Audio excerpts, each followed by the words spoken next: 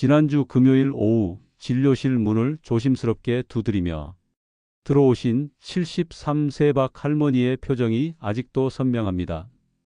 건강검진 결과를 확인하러 오신 분이었는데 진료가 끝나고 나서 뭔가 더 물어보고 싶다는 듯 자리에서 일어나지 않으시더군요.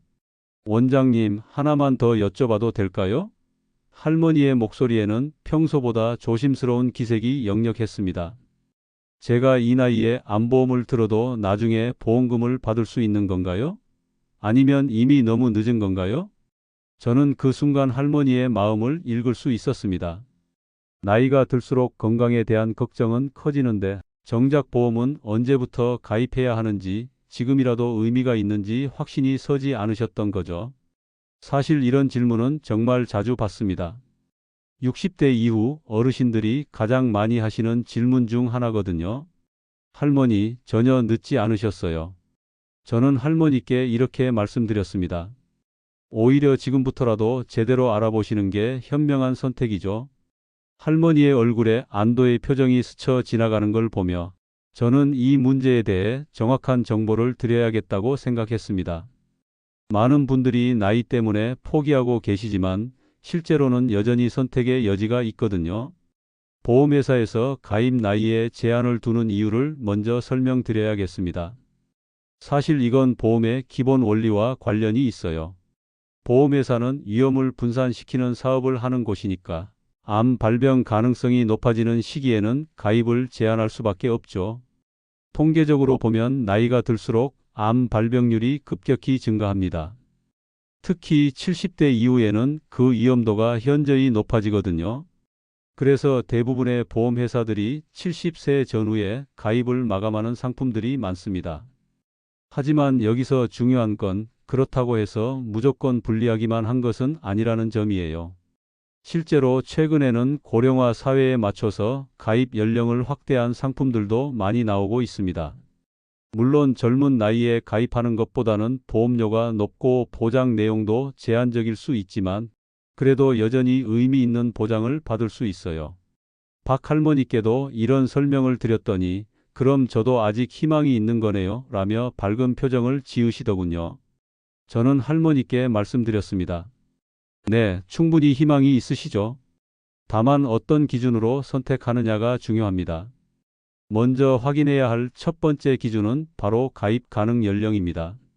현재 시중에 나와 있는 대부분의 암보험 상품들은 75세까지 가입이 가능해요. 일부 보험회사에서는 80세까지도 가입할 수 있는 상품을 운영하고 있습니다.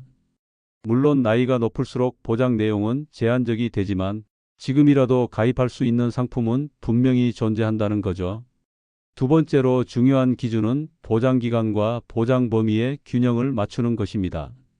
평생 보장형 상품의 경우 보험료가 상당히 높아지는 반면 80세까지만 보장하는 상품은 상대적으로 보험료 부담이 적습니다.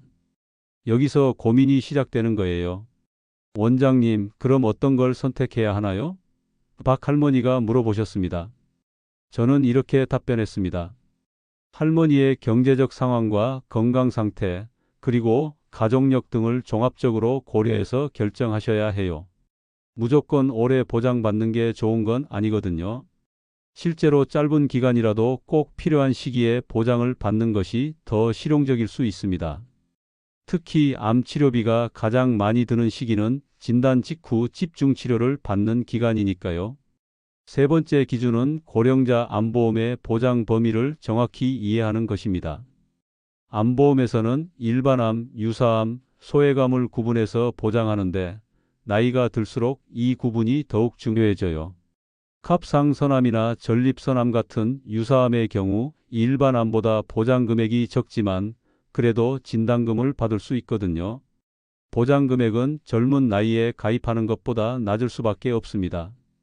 하지만 진단금 1,000만 원 정도만 받아도 초기 치료비는 충분히 감당할 수 있어요.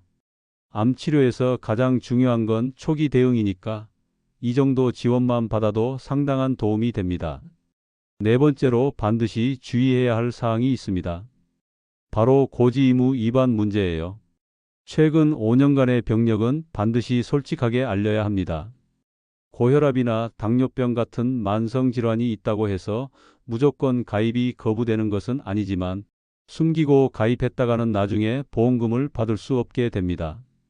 원장님, 저는 고혈압 약을 먹고 있는데 그것도 말해야 하나요? 박 할머니가 걱정스럽게 물어보셨습니다. 네, 반드시 말씀하셔야 해요. 오히려 정직하게 고지하면 조건부로라도 가입할 수 있는 경우가 많습니다. 다섯 번째 기준은 보험료 대비 보장 효율성을 계산해 보는 것입니다. 70세 전후에 가입하는 경우 월 5만 원에서 6만 원 정도의 보험료로 1,000만 원 내외의 보장을 받을 수 있어요. 물론 젊을 때 가입하는 것보다는 효율성이 떨어지지만 그래도 나름의 의미는 있습니다. 하지만 무조건 가입하는 것보다는 상황별 전략이 필요해요. 예를 들어 이미 충분한 예금이나 자산이 있으신 분이라면 굳이 높은 보험료를 내면서 가입할 필요가 없을 수도 있거든요. 반대로 경제적 여유가 많지 않은 상황이라면 적은 보험료로라도 최소한의 보장을 받는 것이 현명할 수 있습니다. 실제 사례를 하나 말씀드릴까? 69세의 장 여사는 유방암 진단을 받기 직전에 암보험에 가입하셨습니다. 다행히 고지 의무를 충실히 이행하셨고 정기검진에서 발견된 작은 종양에 대해서도 솔직하게 알리셨어요. 결과적으로 2천만 원의 보험금을 받으실 수 있었습니다. 정말 타이밍과 정직함이 보험금 수령을 결정짓는군요. 박 할머니께서 감탄하며 말씀하셨습니다. 저도 그 말씀에 깊이 공감했습니다. 보험은 결국 신뢰를 바탕으로 한 약속이니까요. 지금까지 말씀드린 내용을 정리해 보겠습니다. 가입 가능 나이는 일반적으로 75세 이하이며 일부 상품은 80세까지도 가능합니다. 보장 방식은 평생 보장형과 단기형을 상황에 맞게 선택하시면 되고 보장 내용은 일반암과 유사암, 소외감을 구분해서 이해하셔야 해요. 진단금 수준은 대략 500만 원에서 1,000만 원 정도의 보장이 가능하며 가장 중요한 주의점은 병력 고지와 보험료 대비 효율성을 꼼꼼히 따져보는 것입니다. 이런 기준들을 체크리스트로 만들어서 하나씩 확인해 보시면 자신에게 맞는 상품을 찾을 수 있을 거예요. 박 할머니도 이런 설명을 들으시고 나서 많이 안심하셨습니다. 이제 어떻게 접근해야 할지 감이 잡히네요. 무작정 나이 때문에 포기할 일이 아니었군요. 할머니의 말씀이 맞습니다. 나이는 하나의 변수일 뿐이지 절대적인 기준은 아니거든요. 중요한 건 자신의 상황을 정확히 파악하고 그에 맞는 전략을 세우는 것입니다. 경제적 여유가 있다면 보장 범위를 넓히고 그렇지 않다면 핵심적인 보장에 집중하는 것도 좋은 방법이죠. 보험은 나이보다는 전략이 더 중요합니다. 저는 박 할머니께 이렇게 말씀드렸습니다. 60세를 넘었다고 해서 보험의 문이 완전히 닫힌 것은 아니에요. 오히려 잘 선택하면 적은 보험료로도 큰 도움을 받을 수 있습니다. 실제로 많은 어르신들이 나이 때문에 보험을 포기하시는데 이는 정말 안타까운 일입니다. 물론 젊을 때만큼 유리한 조건은 아니지만 그래도 여전히 의미 있는 보장을 받을 수 있거든요. 특히 암 진단금의 경우 나이와 상관없이 초기 치료비에 큰 도움이 됩니다. 그럼 원장님, 저도 한번 알아봐야겠네요. 박 할머니께서 결심한 듯한 표정으로 말씀하셨습니다. 네, 좋은 생각이세요. 다만 서두르지 마시고 꼼꼼히 비교해 보세요. 그리고 고지 의무는 절대 소홀히 하지 마시고요. 저는 할머니께 몇 가지 추가 조언을 드렸습니다. 보험 설계사나 상담사의 말만 믿지 마시고 약관을 직접 읽어보시라고 했어요. 그리고 여러 회사의 상품을 비교해 본 후에 결정하시라고도 말씀드렸습니다.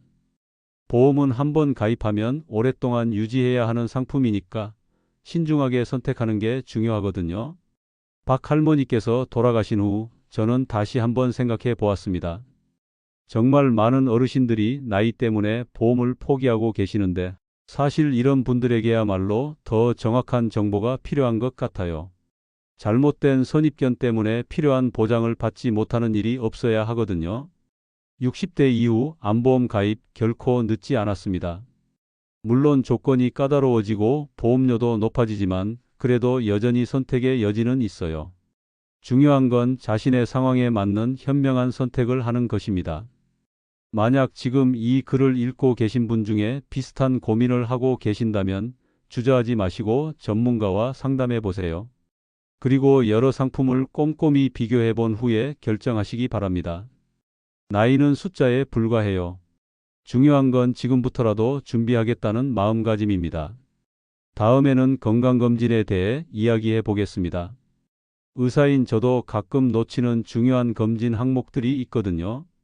특히 어르신들께서 꼭 받아보셔야 할 검사들에 대해 자세히 알려드리겠습니다.